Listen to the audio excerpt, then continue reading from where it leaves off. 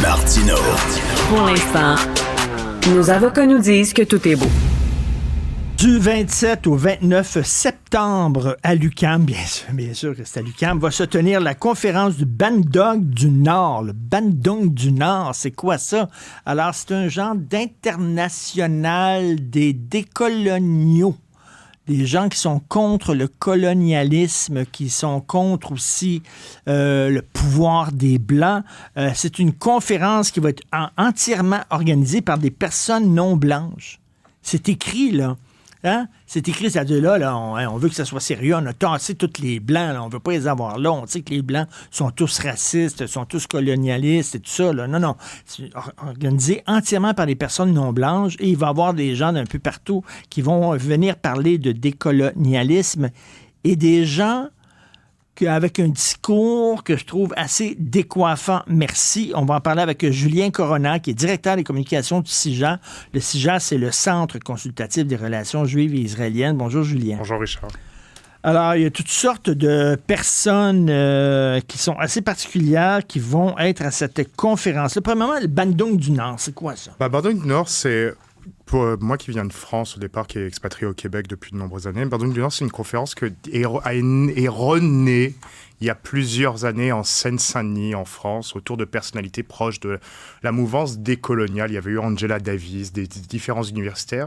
Mais ces dernières personnes servaient un peu de faire-valoir intellectuel à une conférence où on retrouvait des membres de la galaxie d'Alain Soral, négationniste français extrêmement reconnu sur les internets, et aussi et surtout... Qui banalise l'Holocauste. Oui, qui banalise l'Holocauste, et surtout le Parti des indigènes de la République. Pour remettre dans le contexte les auditeurs québécois, qu'est-ce que le Parti des indigènes de la République? C'est un groupuscule politique proche de l'extrême gauche de la France insoumise, qui est déjà d'extrême gauche, qui est réputé pour être racialiste, mais surtout antisémite, homophobe, anti-tout, en fait, façon de parler, est assez proche de courants révolutionnaires violents, mais qui drape ces courants révolutionnaires d'un antisémitisme et d'un racisme extrêmement fort envers tout ce qui est différent du peuple devenu des banlieues, on va dire, en France. OK. Et le mouvement décolonial, finalement, ça équivaut à dire tous les Blancs sont des oppresseurs et toutes les personnes racisées sont des opprimés. Et oui, c'est ça. Et le danger, surtout pour la communauté juive à Montréal,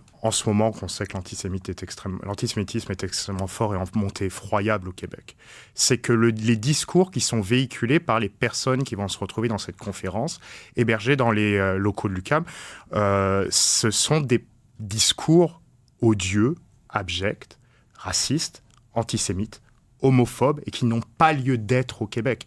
L'exemple, on pourra reparler, je pense, plus en détail au cours de l'entrevue, mais on a une personne, Joseph Massad, qui est un professeur de Columbia, qui a été cité lors de la grande commission d'enquête sur l'antisémitisme dans les universités américaines, comme limite l'un des apologistes en chef du Hamas à l'université Columbia, qui jouissait de bonheur à la vue des images du 7 octobre. On a Ouria Boutelja. Elle, c'est un cas. Bon, Ouria Boutelja, c'est un cas. Elle parle des homosexuels, elle les appelle des tarlouses. Il y a ça, mais elle dit par exemple que l'antisémitisme existe parce que les Juifs refusent de mettre fin à leur affiliation avec la blanchitude, ce genre de choses. Elle dit que tous les sionistes... Je suis Mohamed Merah. Mohamed Merah, c'est ce gars-là qui a tiré dans une école juive à Toulouse. Dans une école juive, il a tiré, elle a dit « Je suis Mohamed Merah ». Elle a dit tous les sionistes devraient être envoyés au goulag. Des sionistes envoyés dans des camps de concentration. Elle parle des Blancs comme les sous-chiens. Des sous-chiens.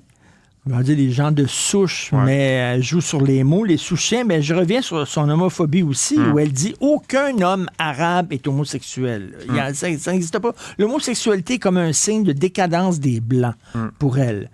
Donc, on ne peut pas être israélien innocemment.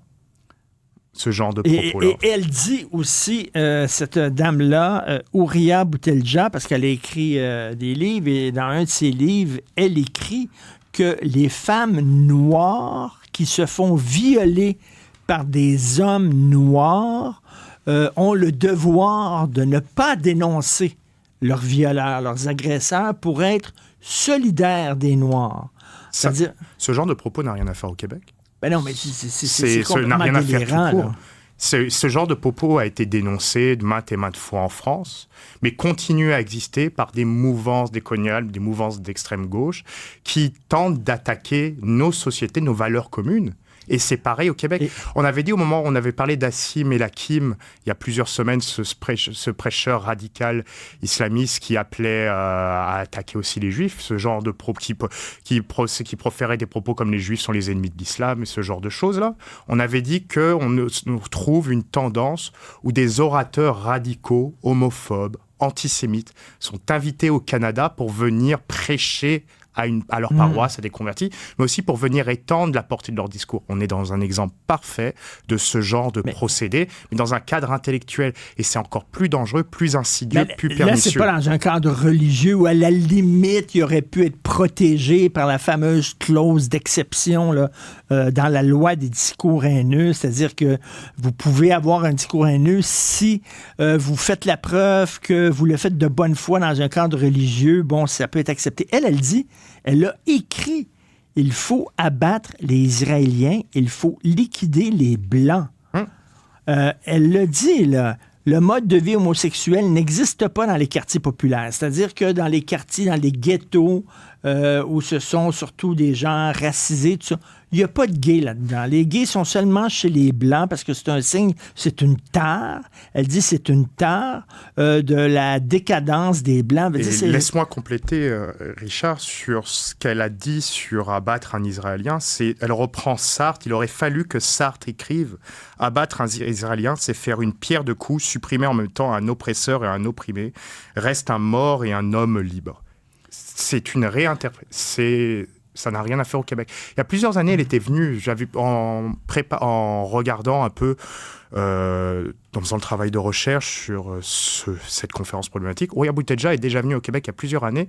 Votre ancienne collègue au journal de Montréal, Lise Ravary, à l'époque, avait écrit sur son passage. Elle était déjà venue et on avait retrouvé des gens assez tendancieux comme Émilie Nicolas ou Will Prosper qui assistaient à une conférence d'elle. C'est pas la première fois qu'elle vient au Québec, c'est pas la première fois qu'on invite ce genre de personnalité radicale au Québec, mais là dans le cadre d'une conférence où on veut mêler intellectualisme et antisémitisme à une époque où la communauté juive vit dans la peur, on a des manifestations hebdomadaires où on appelle à la mort des Juifs, on appelle à abattre des sionistes, ce genre de choses, où on voit des prêches, c'est assez, ça suffit. Dans une université à l'UQAM, là, à la limite, là, c'est pas dans un sous-sol, c'est pas dans une mosquée, là, c'est dans une université. Comment ça se fait que l'UQAM ouvre ses portes à ce genre d'individus? On a envoyé une lettre à l'UQAM pour les tenir au courant de son... Mais ils savent fort bien c'est qui, là. Ils ont lu ces livres, ils savent c'est qui, j'imagine. On verra le retour de l'UQAM, mais néanmoins, l'UQAM est au courant. Nous, on n'est pas en mode censure, on veut pas être là, non, il faut interdire. Nous, ce qu'on veut faire au CIJA, c'est dans le cadre de l'antisémitisme ambiant qu'on a au Québec, effroyable qu'on a en ce moment, c'est mettre de l'avant les propos tout aussi effroyables de ces gens pour dire assez c'est assez. Ces gens n'ont pas à entrer sur le territoire pour prêcher la haine. Ces gens n'ont pas à utiliser le Québec comme piédestal pour leurs propos haineux. Et Ouria Boutedja n'est que parmi tant d'autres. On a cité Joseph Massad. On a Françoise Vergès, qui est la nièce de Jacques Vergès, l'avocat de Klaus Barbie, l'ancien officier de la Gestapo, responsable de nombreuses rafles dans la région lyonnaise pendant la Seconde Guerre mondiale, autour de Lyon, la région lyonnaise. Françoise Vergès, qui le jour du 7 octobre disait qui faisait l'apologie des crimes du 7 octobre, des massacres du 7 octobre, des viols de femmes et d'enfants le jour du 7 octobre, une féministe qui faisait ça. Wissam Gzelka, qui a écrit « Pourquoi qualifier l'attaque du 7 octobre comme un massacre antisémite? C'est un mensonge. » C'est vraiment hallucinant, là, mais il y a plein de gens qui vont être là, qui ont des discours qui sont assez ahurissants. Des universitaires. Et je le dis, là, antisémites, racistes, car anti-blancs, homophobes, et tout ça. Mais là, c'est dans un cadre, un cadre scolaire. Et c'est là où on voit encore plus la disparité, c'est qu'on se retrouve dans une situation où la communauté juive se dire qu'elle peut être une cible si elle affiche sa fierté d'être juif, si elle met porte une kippa, porte une étoile de David, ce genre de choses. Elle devient une cible auprès de certaines personnes. Et on a des gens qui vont servir d'amplificateurs, de haut-parleurs pour les pires propos haineux. Et on aura ensuite différentes personnes qui n'ont peut-être pas la jugeote et la capacité de jugement de pouvoir comprendre qu'est-ce que c'est en arrière, qui vont prendre ça à 100% et qui vont ensuite continuer à s'en prendre à la population juive, à ces lieux communautaires. Et là, ils disent, non, on n'est pas anti-juif, on est anti-sioniste.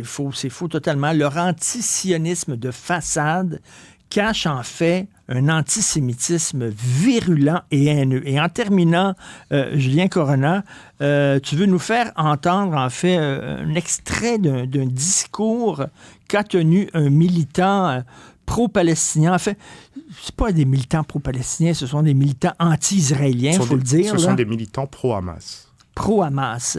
Et ça s'est déroulé quand, ça? Ça s'est déroulé hier, pour mettre en contexte, tous les dimanches. Un des groupes pro qui glorifie le Hamas et qui a des propos pro-Hamas à Montréal, il s'appelle Montreal for Palestine, a des manifestations dans le centre-ville de Montréal avec les rues bloquées pour le passage et tout ça.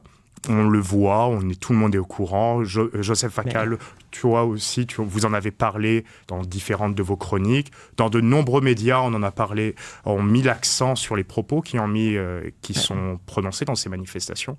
Et dans cette manifestation-là, on a eu hier des propos similaires aux propos d'Adil Sharkawi en octobre dernier. On peut écouter ça.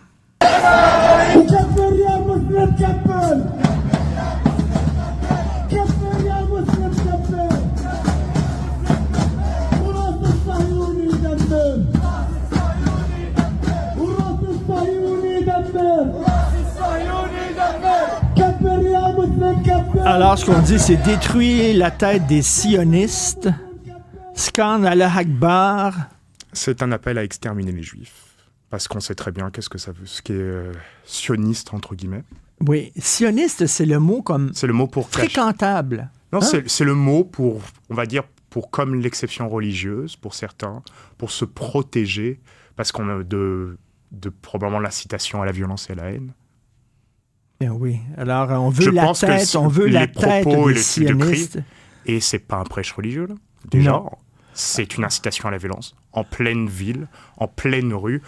On nous parle, les dirigeants parlent de rue de paix, parlent de métropole pacifique.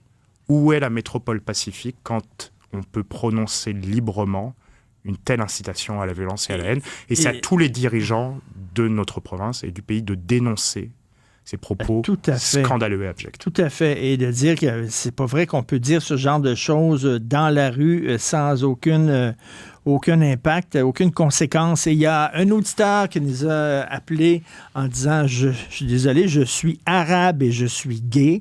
Et je connais plein de gens dans ma communauté qui est gay aussi. Donc, l'homosexualité, ça existe chez les Arabes. Quoi qu'en dise cette dame-là qui va être invitée et accueillie les bras ouverts par une conférence qui se déroule à l'UQAM. Merci beaucoup. Alors, merci Julien Corona, directeur des communications au CIJA.